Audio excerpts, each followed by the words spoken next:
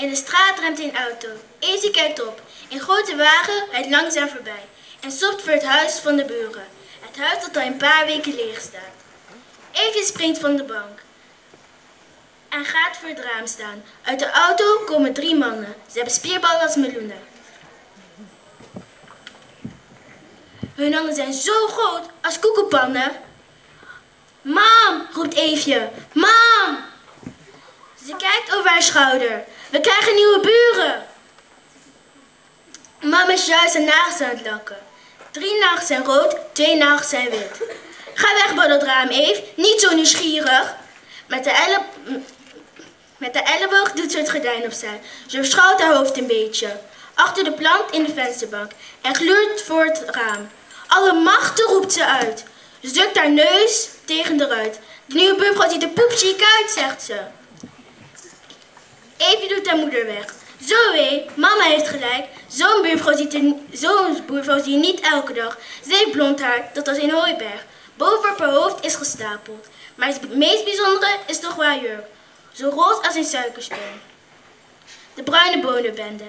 Eefje rent door de Bruine Boonstraat. Ze belt op nummer 8, op nummer 24. Op nummer 8 wonen Wiep en Sander. Op nummer 24 woont Bobby. Eefje, Wiep en Sander zijn lid van de Bruine Boonbende. Zijn er ook kinderen bij? Vraagt Bobby als Eefje vertelt dat ze de nieuwe buurvrouw heeft gezien. Eefje haalt haar schouders op. Misschien, zegt ze. Laten we gaan kijken. Dozen. Ze gaan zitten op het stoepje voor het huis van de buren. Met gemak sjouwen de verhuizers een heleboel geheimzinnige dozen het buurhuis in. Aan sommige kun je zien wat erin zit. Een piano, een gieter, een lamp, een contrabas, een hondenhok. Hé, een hondenhok, zegt Eefje. Maar de meeste dozen zijn gewoon saai, bruin en vierkant. Wat zit erin? Een magnetron, boeken, een televisie met 32 zenders of een snuffelkastje met geheimzinnige lijstjes en vakjes die niemand kan vinden. Ik zie van alles, zegt Bobby, maar geen kinderen.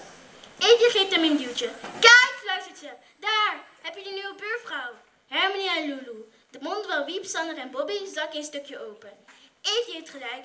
Deze buurvrouw ziet er heel bijzonder uit. Ze lijkt wel een koningin. Of een operazangeres. Of een filmster. Op een buurvrouw lijkt het niet. Ze loopt naar de kinderen toe. Met haar vingers wapperen. Met haar jurk ruist en ritselt. Maar de hooiberg op haar hoofd blijft keurig stilstaan. Dag jongelui, zegt ze. Nu pas ziet ze het hondje. Het is klem tussen haar linkerarm. En de roze ruis in de ritselende jurk. Dag mevrouw, antwoordt Eefje. Wiep, Sander en Bobby. Eefjes moeder komt naar buiten. Haar blik glijdt over de kinderen. Jongens, moet dat nu? Dat nieuwsgierige koekeluur op de stoep. Vooruit, ga spelen. Met uitgestrekte hand loopt ze naar de nieuwe buurvrouw toe. 3 nagels zijn rood, 2 nagels zijn wit.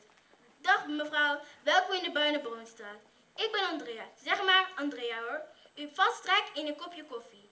Oh, dat lijkt me heerlijk, zegt de buurvrouw. Ik ben Hermione. Zeg maar Hermione. En deze lieve kleine schattenboutje hier, dat is Lulu. Zeg maar Lulu. Vragen. Eefjes moeder, Hermione en Lulu gaan naar binnen. Geluidloos glippen de kinderen erachteraan. Ze gaan op de bank zitten, onbewegelijk, zodat ze niet opvallen. Eefjes moeder schenkt koffie in en Hermione kijkt de kamer rond, met Lulu slapend op haar knie. Als ik zo vrij mag zijn, begint de moeder van Eefje. Hermione, waar kom je vandaan? Uit Amsterdam, zegt Hermione. Zo, klinkt Eefjes moeder. En heb je ook een man? Nee, helaas niet. Hermione geeft Lulu een kus op zijn kop. Eefjes moeder drinkt van haar koffie.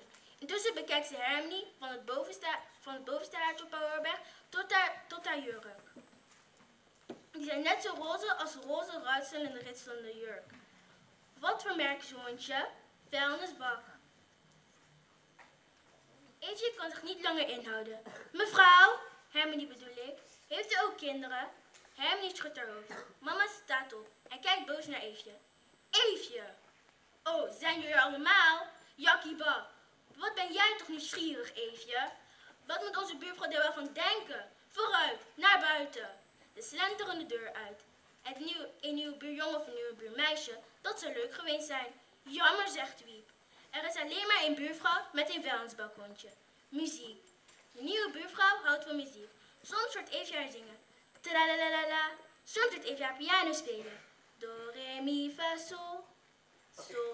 Sol, fa, mi, ri, do. Soms wordt Evie een ander geluid. Een geluid dat ze niet meteen herkent. Zacht, brommend snaargepingeling. Na lang nadenken weet Evie. Dit geluid moet van een contrabas zijn. Gezellig, al die muziek. Evie kan alleen maar drummen op afwasstel. En Charles boem slaan met de deksels van de pannen.